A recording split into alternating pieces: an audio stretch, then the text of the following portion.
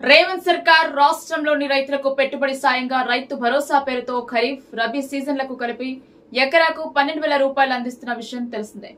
అయితే రబీ సీజన్ కు గాను ఇప్పటి వరకు 3.5 ఎకరాలలో భూమి ఉన్న రైతులకు మాత్రమే సాయం అందింది. దీంతో 4 ఎకరాలు ఆపైన భూమి ఉన్న రైతులు పెట్టుబడి సాయం కోసం ఎదురు చూస్తున్నారు. అయితే ప్రభుత్వం వారికి గుడ్ న్యూస్ చెప్పింది. త్వరలో మిగిలిన రైతుల ఖాతాల్లోనూ రైతు భరోసా నగదు జమ చేస్తామని ప్రకటించింది. ఈ మేరకు ఆర్థిక శాఖకు స్పష్టమైన ఆదేశాలు జారీ అయినట్లు తెలిసింది. మొత్తానికి 4 ఎకరాలు ఆ పైన సాగు భూమి కలిగిన రైతుల ఖాతాల్లో ఈ నెలాఖరులోగా రైతు భరోసా నిధులు జమ అవుతాయని అధికారులు పేర్కొంటున్నారు. మరోవైపు వచ్చే నెల నుంచి ఖరీఫ్ పనులు కూడా ప్రారంభం కానున్నాయి. దీంతో ఖరీఫ్ కు సంబంధించిన రైతు భరోసా నిధులను సైతం జూన్ నెలాఖరు నుంచి దశల వారీగా రైతుల ఖాతాల్లో జమ చేసేలా ప్రభుత్వం కసరత్తు మొదలు పెట్టినట్లు తెలిసింది.